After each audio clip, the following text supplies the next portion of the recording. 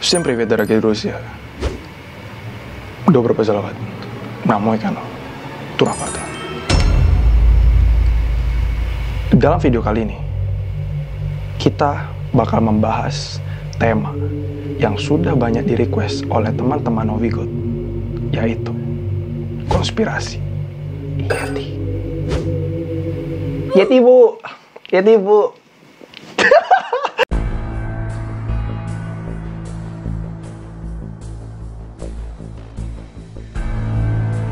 Oke, kita sudah terangin video Turapartena agar teman-teman lebih memahami muka Turapartena yang sangat hitam ini.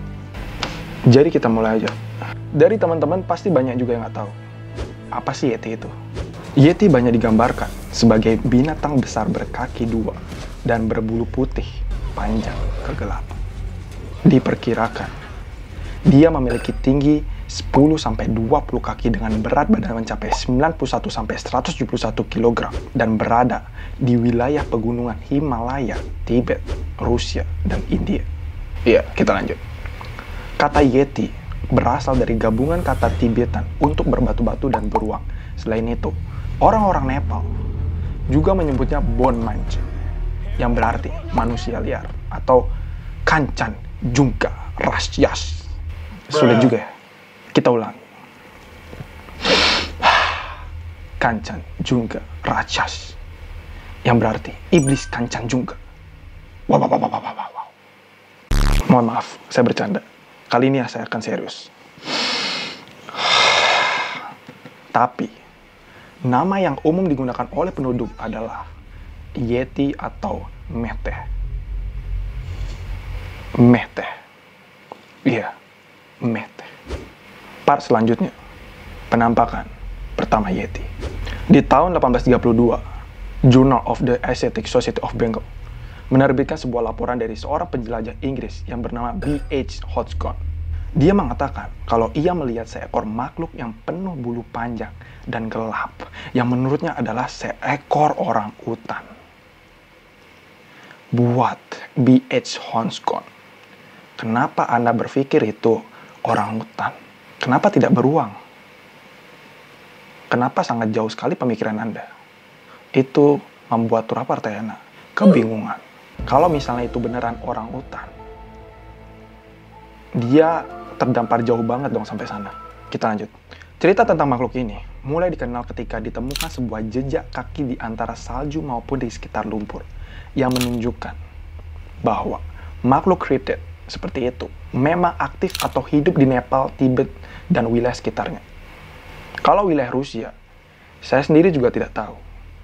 Yang saya lihat di Rusia hanya Presiden Putin, orang mabuk, vodka, Moskow, cewek Rusia, dan sebagainya. Tentang Yeti, saya tidak paham. Makanya, untuk teman-teman yang suka bertanya kepada saya, ada Yeti kah di Rusia? Mungkin ada. Nanti saya ceritakan. Oke, kita lanjut.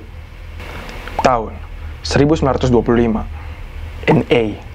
Tombazi dan anggota Royal Geographical Society mencatat pengalamannya bahwa mereka semua melihat Yeti yang disebutkan sebagai sesosok makhluk tinggi dan telanjang yang tengah menarik-narik tanaman rhododendron di ketinggian 4.500 meter di dekat Glacier Zemu.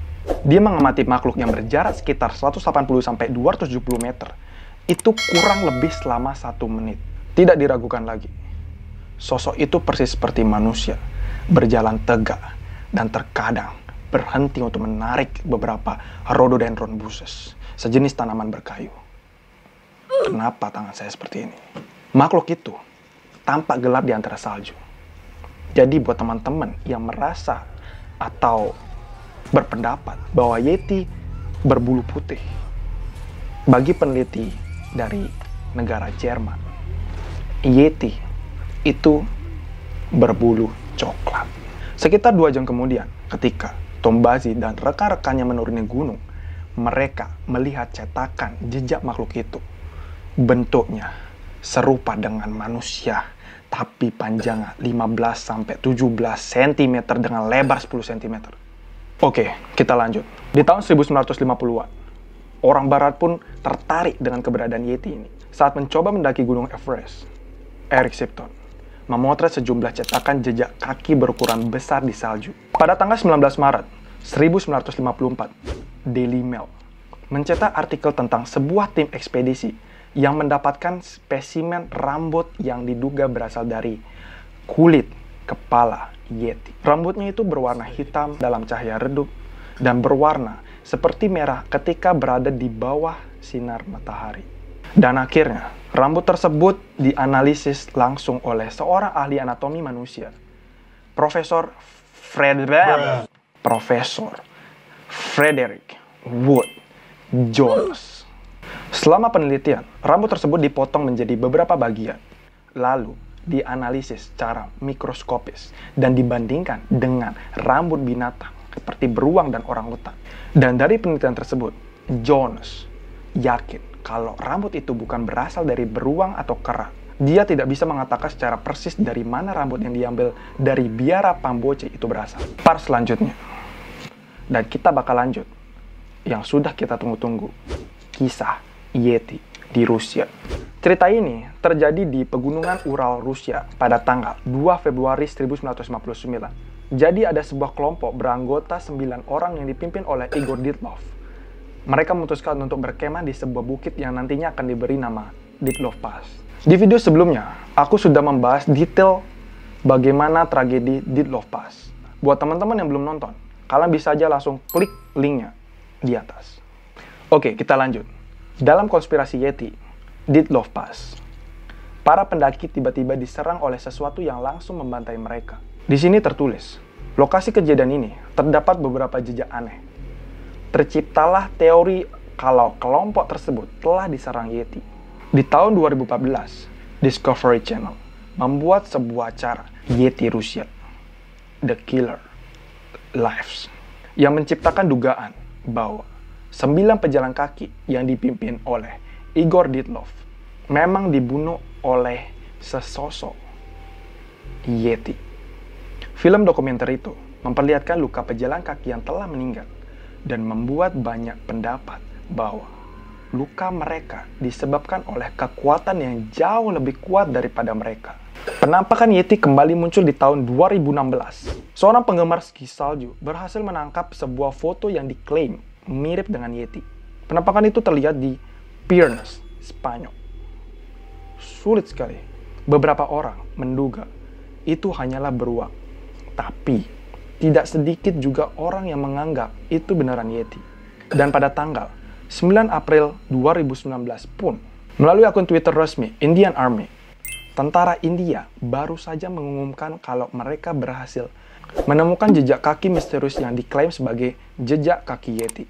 Dari foto-foto yang dirilis di Twitter, kelihatan jelas, jejak kaki yang diduga Yeti ini membentuk seperti sebuah garis. Tapi anehnya, di foto itu cuma ada jejak satu kaki, sementara jejak kaki sebelahnya itu nggak ada. Part selanjutnya, Yeti adalah beruang. Beberapa tahun kemudian, Profesor Denmark, Dr. Charlotte Lindqvist mencoba untuk menyelesaikan mitos ini. Charlotte dan timnya melihat 9 sampel bukti Yeti yang dikumpulkan oleh seseorang kru yang tengah membuat film tentang makhluk itu. Tapi, dari tes DNA yang dilakukan, itu membuktikan bahwa yang mereka temukan hanyalah sisa-sisa dari jasad beruang tua yang telah mati. Karena penelitian itu, kepercayaan banyak orang mengenai Yeti akhirnya mulai diragukan. Para peneliti tetap menyebutkan, Yeti hanyalah makhluk mitos yang tidak ada di dunia nyata.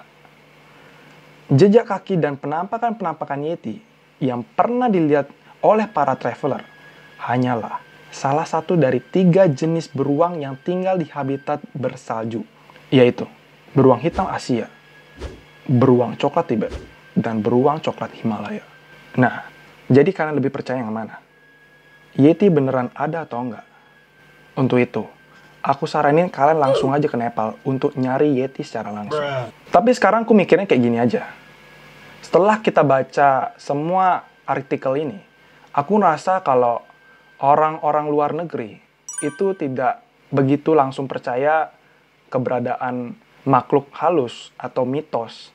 Mereka ingin membuktikan kepastiannya, mencoba berbagai penelitian, seakan-akan mereka itu haus akan kebenaran. Wede. Ya jadi intinya mitos itu harus juga diteliti melalui sains. Tidak dibuktikan oleh foto-foto hoax yang dikirim ke WhatsApp keluarga. Ya mungkin segitu aja vlog Ketua Partena. Buat teman-teman yang request sesuatu untuk membahas konspirasi, kalian bisa komennya di bawah. Mau bahas apa? Mau bahas konspirasi Novigot, boleh juga. Ya, apa aja boleh sih. Nah, jadi kalau kalian suka dengan penjelasan seperti ini, atau mau kasih saran juga bagaimana cara omonganku, kalian bisa aja komen di bawah, ya. Dan jangan lupa subscribe dan share ke teman-teman kalian yang seneng banget sama konspirasi di seluruh dunia, ya.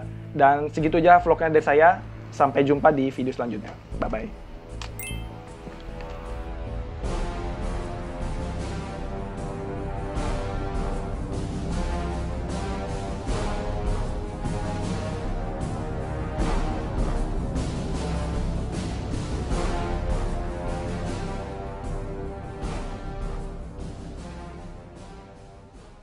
Dan di tahun itu juga, Letnan Kolonel Charles Howard Bury memimpin ekspedisi British Mount Everest Reconnaissance. Nggak paham anjir, ngomong apa aku dari tadi.